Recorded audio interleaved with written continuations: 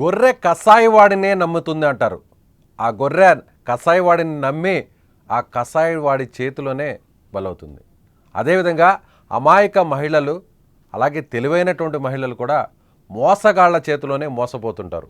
అలా తమ కుటుంబాలని రోడ్డు మీద పడేసుకుంటారు, కోట్ల రూపాయలను కూడా నష్టపోతుంటారు. అలాంటి ఒక ఇన్సిడెంటే మళ్ళీ ఇప్పుడు వెలుగు చూస్తుంది. ఆ వివరాలేంటో కూడా చెప్పే ప్రయత్నం చేస్తాను. తనను నమ్మించి పెళ్లి చేసుకొని 28 కోట్లతో రెండో భర్త పరారయ్యాడంటూ ఓ మహిళ చిత్తూరు ఎస్పీని ఆశ్రయించిన ఘటన స్థానికంగా ఇప్పుడు హాట్ టాపిక్గా మారిపోయింది. 25 సంవత్సరాల కిందట చిత్తూరు జిల్లా రామకుప్పం మండలం రాజుపేటకు చెందిన నాగమణికి బెంగళూరుకు చెందిన వెంకటప్పరెడ్డితో వివాహమైంది. వీరికి ఒక మగ సంతానం కూడా కలిగారు. అయితే 15 సంవత్సరాల క్రితం నాగమణి కొడుకు రోడ్డు ప్రమాదంలో మృతి చెందగా భర్త ఇటీవలే అనారోగ్యంతో చనిపోయాడు. అటు కొడుకు ఇటు భర్త ఇద్దరు చనిపోవడంతో నాగమణి ఒంటరిగా మిగిలిపోయింది. ఆయన ఒంటరితనాన్ని దూరం చేసుకునేందుకు రెండో పెళ్లి చేసుకోవాలని నిర్ణయించుకుంది. ఇందుకోసం పెళ్లిళ్ల బ్రోకర్ జమునను నాగమణి ఆశ్రయించింది. తనకు ఒంటరిగా ఉన్నాను, సో నేను పెళ్లి చేసుకునే వ్యక్తి ఎలా ఉండాలంటే అంటూ ఇలా కండిషన్స్ను పెట్టసాగింది నాగమణి. ఈ నేపథ్యంలోనే బంగారుపాలెం మండలం శేషపురానికి చెందిన శివప్రసాద్కు నాగమణి వివరాలు చెప్పింది. అయితే తనకు భార్యాపిల్లలు లేరని నమ్మించి ఒంటరిగా ఉంటున్నానంటూ నాగమణిని 2022లో తిరుపతిలో పెళ్లి చేసుకున్నాడు శివప్రసాద్.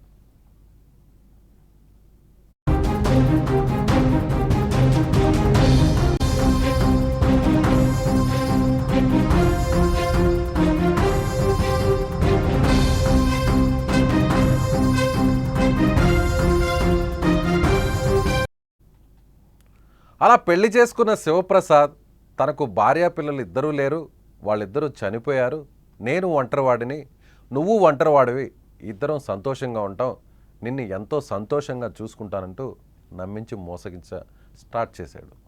ఇక కొన్నాళ్ళ పాటు వీరిద్దరూ సంసారం సజావుగానే సాగింది.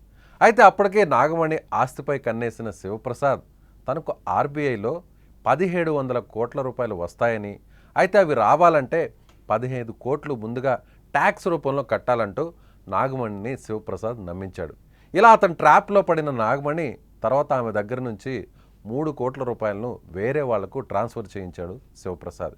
ఇక అంతటితో ఆగిపోకుండా ఆమెకు సంబంధించిన 10 కోట్ల విలువ చేసే భూమి, బెంగళూరులో 15 కోట్ల విలువ చేసే బిల్డింగ్ను కూడా అమ్మేశాడు. సీన్ కట్ చేస్తే ఆర్బీఐ నుంచి వస్తుందన్న డబ్బు విషయంలో ఇద్దరి మధ్య రోజు రోజుకు గొడవ పెరిగిపోయింది. ఇదే విషయంపై శివప్రసాద్ను నాగమణి నిలదీసింది. దీంతో అతను ఇంటి నుంచి ఒక్కసారిగా తుర్రుబన్నాడు. అయితే అతన్ని వెతుక్కుంటూ వెళ్ళిన నాగమణికి శేషాపురంలో శివప్రసాద్కు భార్య, కూతురు ఉన్నట్లు గుర్తించింది. దీంతో తనకు న్యాయం చేయాలంటూ చిత్తూరు జిల్లా ఎస్పీని ఆశ్రయించింది నాగమణి.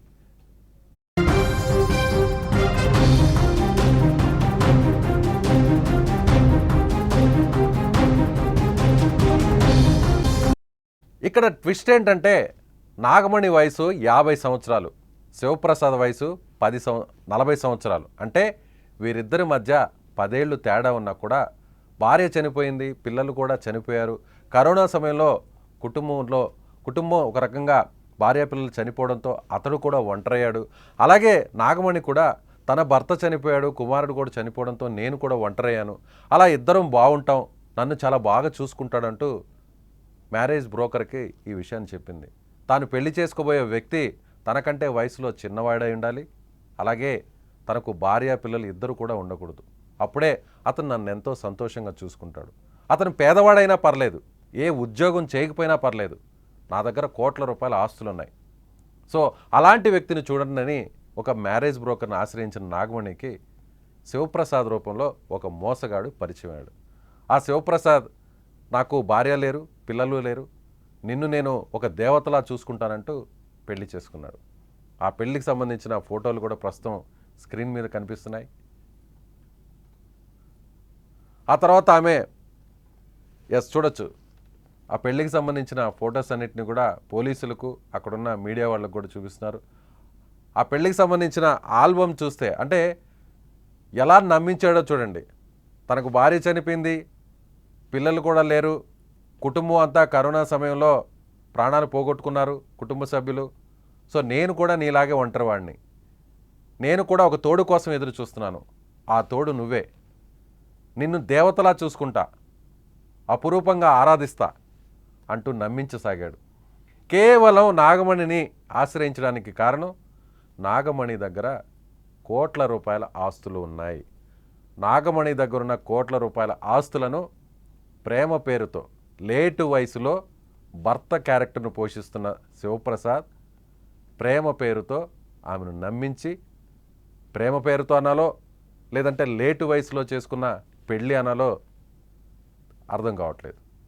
మీరేమనుకుంటున్నారు? ఎస్, దానికి ముందు అక్కడ జరిగినటువంటి ఈ ఘటనకు సంబంధించిన డీటెయిల్స్ని తెలుసుకునే ప్రయత్నం చేద్దాం. మా చిత్తూరు జిల్లా సుమన్ టీవీ ప్రతినిధి మంజునాథ్తో మాట్లాడదాం. మంజునాథ్, చెప్పండి, అసలు పెళ్ళి ఎలా జరిగింది? ఆమె పోలీసులకు ఇచ్చినటువంటి కంప్లైంట్లో ఏం ఫిర్యాదు చేసింది? ఈరోజు ఉదయం అయితే చిత్తూరు జిల్లా ఎస్పీ గారి కార్యాలయం వద్ద బెంగళూరుకు చెందిన ఒక మహిళ, నాగమణి అనే మహిళ ఫిర్యాదు చేయడానికి వచ్చింది. ఆ ఫిర్యాదు ఏమంటే, తాను బెంగళూరులో ఉంటున్నానని, తనకు 25 సంవత్సరాల క్రితం వివాహమైంది. అయితే ఇటీవల కాలంలో వరుసగా తన కొడుకును, తన భర్తను కోల్పోయి ఒంటరిగా జీవిస్తున్న ఈ వయసులో తనకు ఎవరో ఒకరు తోడు ఉండాలని, తనకు వివాహం కావాలని చెప్పేసి చిత్తూరుకు చెందిన పెళ్లిళ్ల బ్రోకర్ జమునాను సంప్రదించింది. ఆ జమున అనే మహిళ చిత్తూరు జిల్లా బంగారుపాలెం మండలం శేషాపురానికి చెందిన శివప్రసాద్ అనే యువకుడు ఉన్నాడని ఆమెకు పరిచయం చేసింది. అయితే ఆ యువకుడు కాస్త డైరెక్ట్ గా నాగమణితో మాట్లాడి, ఈ పెళ్లిళ్ల బ్రోకర్ ఎవరైతే ఉన్నారో జమునాను పక్కకు పంపించేసి డైరెక్ట్ గా అతనే నాగమణితో కాంట్రాక్ట్ లేక వచ్చి 2022 సంవత్సరం అక్టోబర్ 28వ తారీఖున కర్ణాటకలోని చిన్న తిరుపతిలో వివాహం చేసుకున్నాడు నాగమణిని. వివాహ సమయంలో శివప్రసాద్ నుంచి అతని తండ్రి, అతని అన్న ఇద్దరు వివాహానికి హాజరయ్యారు. కరోనా సమయంలో తన భార్య చనిపోయిందని చెప్పేసి దొంగ సర్టిఫికెట్ కూడా నాగమణికి చూపించి పెళ్లికి ఒప్పించాడు. పెళ్లి సమయంలో నాగమణి తరఫున బంధువులు దాదాపు ఎవరు హాజరు కాలేదు. ఎందుకంటే ఈ వయసులో ఆమెకు పెళ్లి చేసుకోవడం వారి కుటుంబ సభ్యులకి ఎవరికి ఇష్టం లేదు. సరే, పెళ్లి చేసుకునేసింది అని చెప్పేసి వారు వదిలేశారు. పెళ్ళైన తర్వాత 3 నెలల వరకు వీరి సంసారం సజావుగా సాగింది. అయితే 2023 జనవరి నుంచి ఈ శివప్రసాద్ అనే వ్యక్తి తనకు డబ్బులు అవసరమని, ఆర్బీఐ నుంచి తనకు వచ్చిన డబ్బులు ఆగిపోయాయని, దానికి దాదాపు 1700 కోట్ల రూపాయలు నాకు రావాలని, దానికి 17 కోట్ల నుంచి 20 కోట్ల రూపాయల వరకు చెల్లిస్తే ఆ డబ్బులు వస్తాయని ఆమె నమ్మవలికాడు. అయితే ఆమె నిరక్షరాస్యులు కావడంతో ఈయన చెప్పిన మాటలకు ఆమె నమ్మి విడతల వారీగా శివప్రసాద్ ఖాతాకు, అతని తండ్రి ఖాతాకు, అతని వదిన ఖాతాకు, అతని అన్న ఖాతాలకు డబ్బులు వేయడం స్టార్ట్ చేసింది. అయితే ఇటీవల కాలంలో భారీ మొత్తంలో డబ్బులు కావడంతో ఆమెకున్న పొలంను, కమర్షియల్ బిల్డింగ్ ను అమ్మివేసి ఆ డబ్బులు కూడా శివప్రసాద్కి ఇచ్చింది. ఎన్ని రోజులకైనప్పటికీ డబ్బులు రాకపోవడంతో నాగమణి తన భర్త శివప్రసాద్ ను, మన దగ్గర ఉన్న డబ్బులన్నీ అయిపోయాయి, ఇంకా మనం బ్రతకాలంటే నీకు రావాల్సిన డబ్బులు ఎప్పుడు వస్తాయని చెప్పి గట్టిగా నిలదీసింది.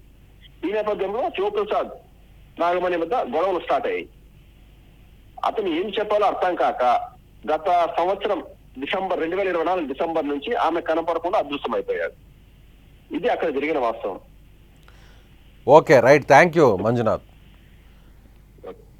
సో ఇది మా ప్రతినిధి మంజునాథ్ చెప్తున్న దాని ప్రకారం ఒంటరిగా ఉన్న మహిళ తనకు తోడు కావాలనుకునింది, తన ఆలన పాలన చూసుకోవడానికి ఒక మగదిక్కు కావాలనుకునింది. కుటుంబ సభ్యులందరూ కూడా, బంధువులందరూ కూడా వారిస్తున్నా కూడా ఈ వయసులో 50 సంవత్సరాల వయసులో భర్త చనిపోయినా, కుమారుడు చనిపోయినా ఎలాగోలా బతకేయచ్చు. కానీ 50 సంవత్సరాల వయసులో వేరొకరిని పెళ్లి చేసుకోవడం కరెక్ట్ కాదని ఎంత వారిస్తున్నా కూడా వారి మాట వినిపించుకోకుండా మిగిలిన జీవితం అంతా కూడా, శేష జీవితం అంతా కూడా ఒక తోడు కావాలి, ఒక తోడుతో కలిసి బతకాలి, తనకంటూ ఒక మనిషి ఉండాలి అంటూ ఒక మ్యారేజ్ బ్యూరోని ఆశ్రయించింది. ఆ మ్యారేజ్ బ్యూరోలో ఉన్నటువంటి మీడియేటర్ జమున అనే మహిళకు తన గోడంతా వెళ్ళబోచుకుంది. తనకు కావాల్సినటువంటి భర్త ఎలా ఉండాలో చెప్పింది.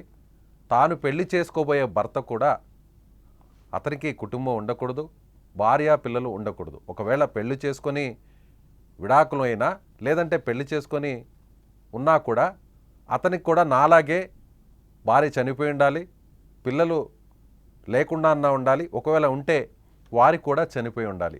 ఇలాంటి కండిషన్స్ని చెప్పడంతో తనకు అనుకూలంగా మలుచుకున్నాడు మోసగాడు శివప్రసాద్. జమున ఈ వివరాలన్నింటినీ ఆ జిల్లాలోనే ఉన్నటువంటి శివప్రసాద్కి చెప్పడం జరిగింది. సో బైపాస్లో జమునతో సంబంధం లేకుండా నేరుగా నాగమణిని సంప్రదించాడు శివప్రసాద్. అలా ఆమెతో కళ్ళబుల్లి మాటలు చెప్పి వివాహం చేసుకున్నాడు. ఆ వివాహం కూడా ఈ ప్లాన్లో, ఈ పక్కా ప్లాన్లో కేవలం శివప్రసాద్ ఒక్కడే కాదు మోసగాడు. శివప్రసాద్కి సంబంధించిన ఎంటైర్ ఫ్యామిలీ ఒక పెద్ద డ్రామానే నడిపింది. సినిమాలో ఇలాంటి ఇన్సిడెంట్స్ చూస్తుంటాం, కానీ ఇప్పుడు రియల్ లైఫ్లో కూడా ఇలాంటి ఇన్సిడెంట్స్ చూస్తున్నాం. సో శివప్రసాద్తో పాటు అతని తండ్రి, అతని సోదరుడు, సోదరుడి భార్య వదిన వీళ్ళందరూ కూడా వివాహానికి హాజరయ్యారు. నాగమణిని నమ్మించారు. తనకు 100 కోట్ల రూపాయల ఆస్తులు ఉన్నాయి, తనకు కూడా ఆర్బీఐ నుంచి రావాల్సినటువంటి డబ్బులు చాలా పెండింగ్ ఉన్నాయి, అవి కూడా కోట్ల రూపాయలు. అవి మనకు రావాలంటే, మనం ఇంకా సంతోషంగా ఉండాలంటే ఇప్పుడు నీ వద్దున్న కోట్ల రూపాయలే కాదు, 100 కోట్ల రూపాయలు మనకు తోడయ్యాయంటే మన జీవితం ఇక సుఖమయం, మన జీవితం ఎంతో లగ్జరీగా ఉండబోతుంది, ఎవరు ఊహించని విధంగా మనం ఎంతో ఆనందంగా గడపబోతున్నాం అంటూ నమ్మించాడు. అలా చదువుకోకపోవడం, నిరక్షరాస్యులు కావడం, ఇక్కడ నాగమణికి చదువు రాకపోవడం కూడా ఈ మోసగాడికి, ఈ మోసగాడి కుటుంబానికి కలిసి వచ్చింది. సో తన దగ్గరున్న ఫేక్ డాక్యుమెంట్స్ని చూపించాడు. తనకు పెళ్ళయి పిల్లలున్నా కూడా వారందరూ కూడా చనిపోయినట్టుగా నకిలీ పత్రాలని సృష్టించాడు. అవి ఆమెకు చూపించి నమ్మించాడు. పెళ్ళైన 3 నెలల నుంచే ఈ కట్టు కథను అల్లడం స్టార్ట్ చేశాడు. అలా ఒక్కొక్క కోటి ఇలా తన అకౌంట్లోకి, తన తండ్రి అకౌంట్లోకి, తన అన్న వదిన అకౌంట్లోకి ట్రాన్స్ఫర్ చేపిస్తూ వచ్చాడు. చివరకు నాగమణికి సంబంధించిన పొలాన్ని కూడా అమ్మించి, అమ్మడం ద్వారా వచ్చిన అమౌంట్ను కూడా తన అకౌంట్లో వేసుకున్నాడు. అంతేకాదు బెంగళూరులో ఉన్న ఒక అపార్ట్మెంట్ కూడా అమ్మించాడు. ఆ ప్రాపర్టీకి సంబంధించిన అమౌంట్ను కూడా తన అకౌంట్లో వేయించుకున్నాడు. ఇలా కోట్ల రూపాయలు వస్తాయనే ఆశ కావచ్చు, తాను ఒంటరిగా ఉన్నాను, వేరే ఒకరు తోడు కావాలి అని అనుకునేటువంటి నిర్ణయం కావచ్చు, ఇప్పుడు నాగమణిని బోర్లా కొట్టేలా చేసింది. సో ఇప్పుడు నాగమణి ఒక్కసారిగా భర్తను నిలదీయడంతో భర్త అక్కడి నుంచి తుర్రుమన్నాడు, పారిపోయాడు. తీరా భర్త గురించి ఆచూకీ తెలుసుకునే ప్రయత్నం చేస్తే షాక్ అయింది. ఇన్నాళ్ళు నమ్మిన వ్యక్తి నేను, దాదాపు 2 సంవత్సరాలు వీరి ప్రయాణం కొనసాగింది. సో అన్నీ తానే అనుకున్న తన భర్తకు వేరే మహిళ కూడా ఉంది, పెళ్ళై ఉంది, భార్య ఉంది, పిల్లలు కూడా ఉన్నారు. ఇవన్నీ దాచిపెట్టి నన్ను కుటుంబంతో సహా మోసం చేశారు అంటూ వాస్తవాలు తెలుసుకొని పోలీసులను ఆశ్రయించింది నాగమణి. సో చాలామంది మహిళలు కోట్ల రూపాయల ఆస్తులు ఉన్నా కూడా ఒంటరిగా ఉండడం తట్టుకోలేక, ఒంటరి జీవితాన్ని గడపలేక వేరే ఒక తోడు కావాలి, చివరి దశలో ఇంకా వయసు మీరితే అనారోగ్య సమస్యలు వచ్చినా, ఏదన్నా మంచాన పడినా ఒక తోడంటూ ఉంటే జీవితం, శేష జీవితం ప్రశాంతంగా సాగుతుంది అనేటువంటి ఒక ఆలోచనతో ఇలాంటి మోసగాళ్ళు, ఇలాంటి మాయగాళ్ళ చేతిలో చిక్కుకొని చాలామంది విలువలాడుతున్నారు. అలాంటి సంఘటనే ఇది తాజాగా వెలుగు చూసింది. ప్రస్తుతం 50 ఏళ్ల వయసులో ఈమె పెళ్లి చేసుకోవడం కరెక్ట్ కాదని కుటుంబ సభ్యులు వారించినా ఆమె వినిపించుకోకుండా పెళ్లి చేసుకుంది. ఇప్పుడు అదే కుటుంబ సభ్యులు, ఇప్పుడు అదే బంధువులు ఈమెని పట్టించుకోకుండా వదిలేశారు. వద్దని చెప్తున్నా కూడా రెండో పెళ్లి చేసుకుంది, ఈ వయసులో చేసుకుంది, మనకెందుకు అని పట్టించుకోకుండా వదిలేశారు. ఇప్పుడు ఆ బంధువులే, ఆ కుటుంబ సభ్యులే చెప్పినా వినిపించుకోకుండా ఇలా చేశావు కాబట్టి నీకు ఇలాంటి పరిస్థితి వచ్చింది అంటూ సూటిపోటి మాటలతో ఓవైపు ఆమెను ఇబ్బంది పెడుతున్నారు. సో చూశారుగా, చాలామంది మహిళలు ఇలాంటి మోసాలకు గురవుతున్నారు. అందులో నాగమణి ఉదంతం ఒకటి. మీరేమనుకుంటున్నారు? నాగమణి స్టోరీ విన్నాక, నాగమణి పరిస్థితి చూశాక, కోట్ల రూపాయలతో పరారైనటువంటి శివప్రసాద్ గురించి, వారి కుటుంబ సభ్యుల ప్లాన్ గురించి, పక్కా ప్లాన్ గురించి, లేటు వయసులో భర్త క్యారెక్టర్ ఖాళీగా ఉందని తెలుసుకున్న మోసగాడు శివప్రసాద్ కొన్ని నెలల పాటు భర్తగా నటించాడు, కాదు జీవించాడు. 28 కోట్ల రూపాయలతో పరారయ్యాడు. కామెంట్ రూపంలో తెలియచేయండి. ఇలాంటి ఇంట్రెస్టింగ్ న్యూస్ అప్డేట్స్ కోసం Suman TV live, Suman TV digital లైవ్ను వాచ్ చేయండి.